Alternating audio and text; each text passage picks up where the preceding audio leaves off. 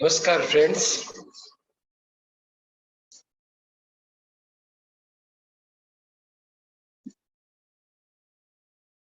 आजादी के अमृत महोत्सव के परिप्रेक्ष्य में स्वस्थ रूप एवं योग डिपार्टमेंट से जो लेक्चर सीरीज हमने स्टार्ट की है, उस कड़ी में आज ये दूसरा लेक्चर है।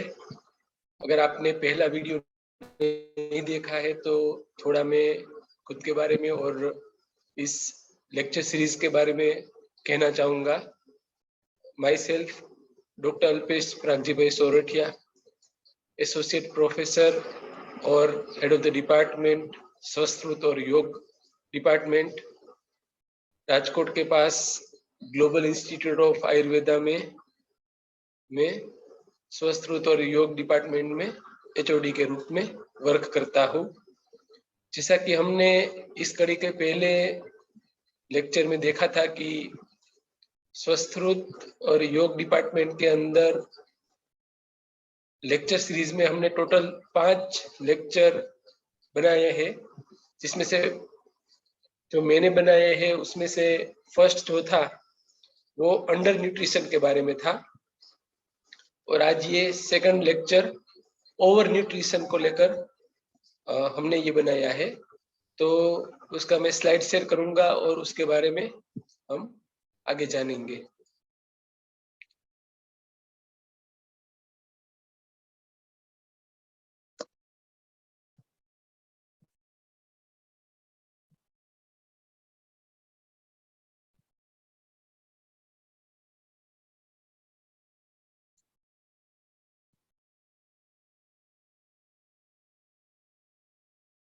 सबसे पहले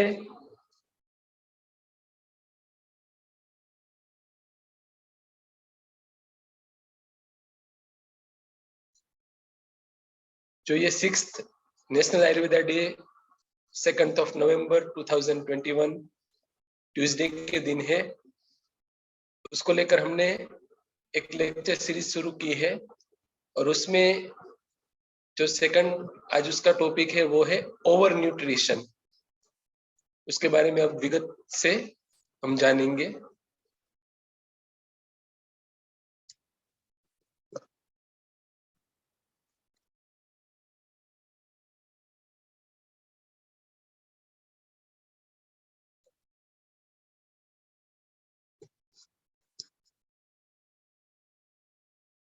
तो जैसे कि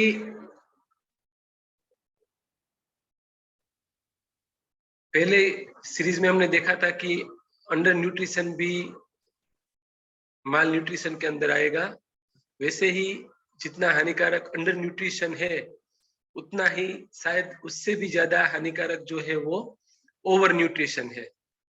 ओवर न्यूट्रिशन मतलब कि हमारी बॉडी को हमारी एज, हमारा वेट, सेक्स, हमारा हाइट, उसके परिप्रेक्ष्य में जितना हमें फूड कंजप्शन, जितना हमें आहार लेना चाहिए, उससे अगर हम ज्यादा आहार ले रहे हैं तो उसको हम ओवर न्यूट्रिशन कहेंगे।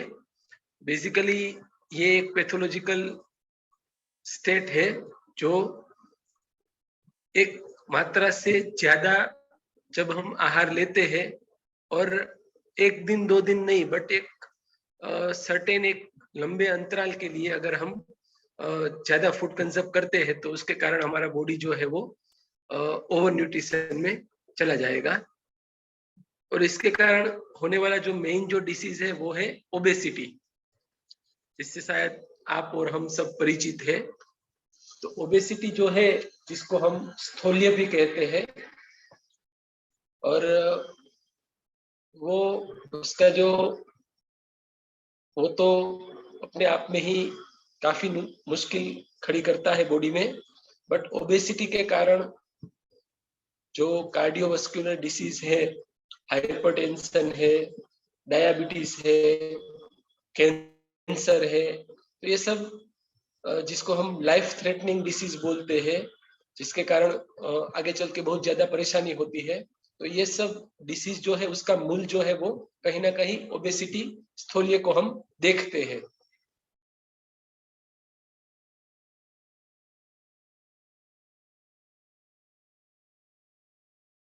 सो ओबेसिटी स्थूल्य जो है वो एक एपिडेमिक, मतलब एक सर्टेन एक एरिया के अंदर देखने को मिलता है, जहाँ पे पर्सन जो बंदा है उसका जो हाइट और उसकी जो एज होती है, उसके परिप्रेक्ष्य में उसका जो वेट है वो एकदम से ज्यादा होना।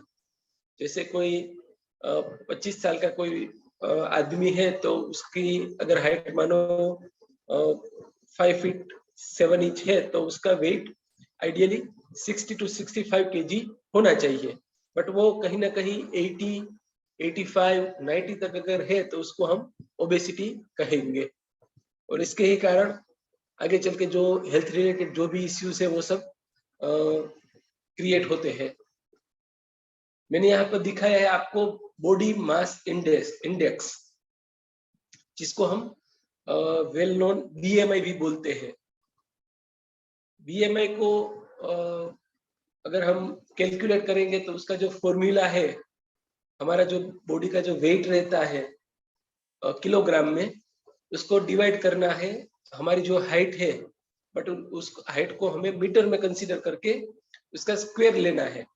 मानो कि अगर किसी का वेट 60 kg है और अगर उसका हाइट है 150 सेंटीमीटर, मीन्स 1.5 मीटर, तो 60 डिवाइडेड बाय 2.25 हमें देखना है। तो कहीं ना कहीं वो जो फिगर आएगा उसको हम बीएमआई बोलेंगे। तो वो अराउंड आएगा 25 के आसपास। So normally less than 25 is a normal BMI, but more than 25 is overweight। और अगर वो कहीं ना कहीं 30 या 30 से भी आगे जाएगा बॉडी मास इंडेक्स, तो उसको हम ओबेसिटी कहेंगे।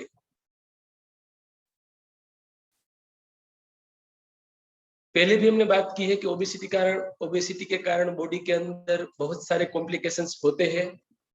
तो फिगर में मैंने दिखाने की कोशिश की है कि ब्रेन से लेकर सडन ब्रेन के अंदर स्ट्रोक भी आ सकता है, और हार्ट के अंदर जो उसका सबसे ज्यादा जो वो नुकसान करता है वो हार्ट के अंदर है। इसके कारण हाई ब्लड प्रेशर क्रिएट होता है, और फिर coronary heart disease, diabetes mellitus हो सकता है। सर्टेन मेटाबॉलिक सिंड्रोम्स भी बॉडी के अंदर देखने को मिलता है। और बंदे का अगर वेट ज्यादा है तो उसके बोन्स, उसके जो जॉइंट्स है उसके ऊपर कंटिन्यूअसली ज्यादा वेट आने से उसमें ऑस्टियोआर्थराइटिस भी हो सकता है। और ओबेसिटी जो है वो कहीं ना कहीं आगे चल के कैंसर भी प्रोड्यूस कर सकती है। तो ये सब कॉम्प्लिकेशंस ओबेसिटी के कारण बॉडी के अंदर देखने को मिलते हैं।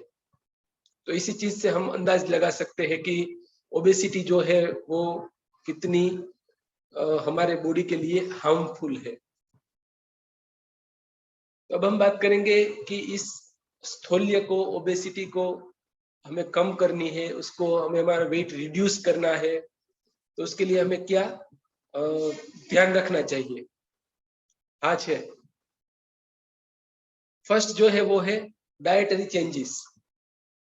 सबसे जरूरी जो चीज है कि हमें हमारा जो रेगुलर जो डाइट है उसमें हमें जो हमारे बॉडी के अंदर फैट डिपॉजिट करे ऐसा डाइट हमें नहीं लेना है। मतलब ऑयल, घी, तली हुई चीजें, चीज, बटर, इस सब चीजों को हमें अवॉइड करना है। इससे हमें खुद को रोकना है। सेकंड है यस एक्सरसाइज और एक्टिविटी। जितना जरूरी डाइटरी चेंजेस है उतना ही जरूरी एक्सरसाइज है, क्योंकि बॉडी फैट जो ऑलरेडी बॉडी के अंदर डिपॉजिट है उसको बर्न करने के लिए रेगुलर एक्सरसाइज और हमारी जो routine day to day activity है वो हमें करनी ही है। और इंटेंसिवली अगर हम करेंगे, जैसे डेली का 3-4 किलोमीटर का हम वॉकिंग करेंगे, 20 to 30 मिनट्स तक हम एक्सेसिव एक्सरसाइज करेंगे, और हमारी रूटीन जो एक्टिविटी है, जैसे कि अगर हमारी ऑफिस जो है, हमारा जो रेसिडेंट है वो अगर 5th फ्लोर पर है तो हमें लिफ्ट ना यूज करके स्टेयर चढ़ के जाना है। तो कहीं ना कहीं रेगुलर एक्टिविटी में भी हमें इस चीज को इंक्लूड करनी है। फिर आगे है बिहेवियर चेंजेस करने हैं, जैसे कि डाइट को लेकर हमें हमारे माइंड को कंट्रोल करना है। अगर कहीं ना कहीं हमें ज्यादा भूख लगती है तो हमें ऐसा खुराक लेना चाहिए कि जिससे हमारा बॉडी वेट नहीं बढ़े, हमारी जो क्षुधा है वो भी तृप्त हो जाएगी। और जैसे कि सलाद, डाइट के अंदर, खुराक के अंदर सलाड्स को ऐड करना है। फिर जिसके अंदर लो फैट है, ऐसा डाइट हमें लेना चाहिए जिसके कारण हमारी क्षुधा जो है वो भी तृप्त हो जाएगी और सामने की ओर हमें हमारा वेट भी हम मेंटेन रख पाएंगे। उसके बाद डॉक्टर के द्वारा जो भी प्रिस्क्राइब्ड मेडिसिन है वो तो रेगुलर लेनी ही है। और अगर मेडिसिन से भी अगर बात नहीं बन रही, मानो कि किसी का वेट 90 प्लस है, किसी का वेट 100 प्लस है, तो उसको कहीं ना कहीं हमें बेरियाट्रिक सर्जरी, कहीं ना कहीं हमें वेट लॉस सर्जरी करके वो जो एक्स्ट्रा फैट है उसको हमें बॉडी से निकालनी पड़ती है। तो these are the treatment of obesity. Obesity की बात हमने की। उसके बाद ओवर न्यूट्रिशन के कारण अगर दूसरा जो सबसे डेडलीस्ट खतरनाक जो डिसीज होता है वो है डायबिटीज।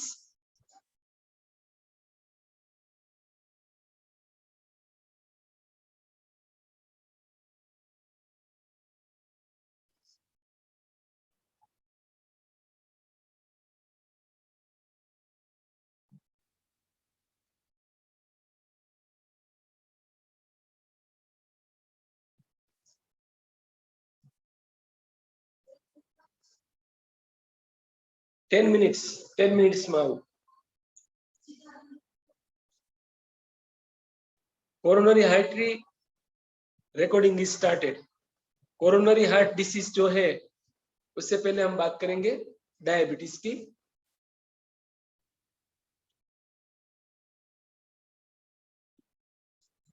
जो जिसके कारण, जिससे हम सब शायद परिचित ही है, तो बॉडी के अंदर जो एक्स्ट्रा ग्लूकोज होता है, जो एक्स्ट्रा जो शुगर है जो हमें फूड से मिलती है, तो वो हमारी बॉडी के लिए शुगर जरूरी है। बट अगर वो एक लेवल से ज्यादा बढ़ती है तो उस शुगर को हमें बॉडी में कहीं ना कहीं स्टोरेज करने के लिए इंसुलिन की जरूरत रहती है। ये जो इंसुलिन होता है वो ग्लूकोज का ग्लाइकोजन के अंदर कन्वर्जन करके वो बॉडी के अंदर डिपॉजिट करता है। बट डायबिटीज के जो पेशेंट रहते हैं उसके अंदर, उसके बॉडी में, उसके पेनक्रियाज में इंसुलिन न के बराबर या बहुत ही कम मात्रा में प्रोड्यूस होता है, जिसके कारण क्या होता है कि जो एक्स्ट्रा जो शुगर है जो हमने डाइट के द्वारा ली है तो उसका ग्लाइकोजन में कन्वर्ट नहीं होगा और वो एक्स्ट्रा शुगर जो है वो ब्लड के अंदर आएगी, वो यूरिन के अंदर आएगी, जिसको हम डायबिटीज डिसीज बोलते हैं। और इसके कारण आगे चल के बहुत सारी लाइफ थ्रेटनिंग प्रॉब्लम्स जो हो सकते हैं, जैसे डायबिटीज में अगर वो एक लेवल से बढ़ जाता है तो डायबिटिक कोमा हो सकता है, नेक्रोसिस, गैंग्रीन हो सकता है और वो आगे चल के डेथ भी हो सकता है।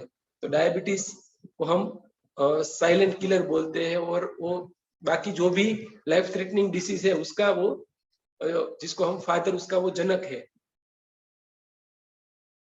तो डायबिटीज से कैसे हमें प्रिवेंट करना है उसका हम मेडिसिन एस्पेक्ट नहीं देखेंगे, क्योंकि मेडिसिन एस्पेक्ट तो उसको रेगुलर हमें मेडिसिन लेनी ही है।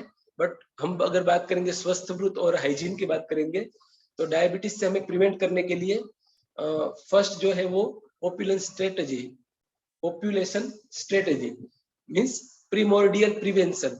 मतलब हमें डायबिटीज होना ही नहीं चाहिए, उससे हमें हमारा बॉडी को पहले से ही उसको हमें प्रिवेंट करना है कि जिसके कारण बॉडी के अंदर एक्स्ट्रा ग्लूकोज जमा होगी ही नहीं और आगे चल के वो डिसीज में कन्वर्ट नहीं होगा। तो इसके लिए रेगुलर एक्सरसाइज जरूरी है, लो शुगर डाइट लेना जरूरी है, हमें हमारा वेट को मेंटेन रखना है, हमें हमारा डाइट जो है वो भी प्रॉपर अच्छी तरीके से करना है। और साथ ही जो भी हमने कैलोरी, एक्स्ट्रा कैलोरी अगर कभी ले भी ली है, अभी अगर कभी हमने एक्स्ट्रा शुगर भी ले ली है तो उसको बर्न करने के लिए हमें एक्सरसाइज भी करनी जरूरी है। सेकंड जो है वो है हाई रिस्क स्ट्रेटजी। मतलब कई बार क्या होता है कि कुछ एक मेडिसिन है जैसे कोर्टिकोस्टेरॉइड्स है, तो ऐसी मेडिसिन लेने से बॉडी के अंदर हाई लेवल ऑफ शुगर होता है, जिसके कारण भी डायबिटीज में आगे चल के वो कन्वर्ट हो सकता है। तो ऐसे ड्रग्स से हमें परहेज करना है, ऐसी ड्रग्स हमें नहीं लेनी है। और इसके साथ ही क्विट स्मोकिंग को छोड़ना है। हाइपरटेंशन बॉडी के अंदर नहीं होने देना है। बॉडी में हाई कोलेस्ट्रॉल डिपॉजिट नहीं होनी चाहिए। तो these are the co-factors.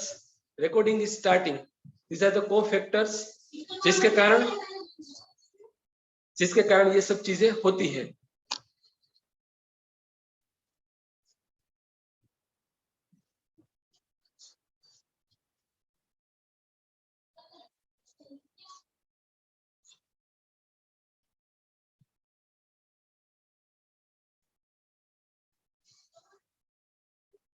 Last में बात करेंगे हम कोरोनरी हार्ट डिसीज की। जैसा कि पिक्चर में मैंने दिखाया है कि एक साइड नॉर्मल आर्टरी है और एक साइड जो है वो ब्लॉक्ड आर्टरी है, जो यूजुअली कोलेस्ट्रॉल के कारण ब्लॉक्ड होती है।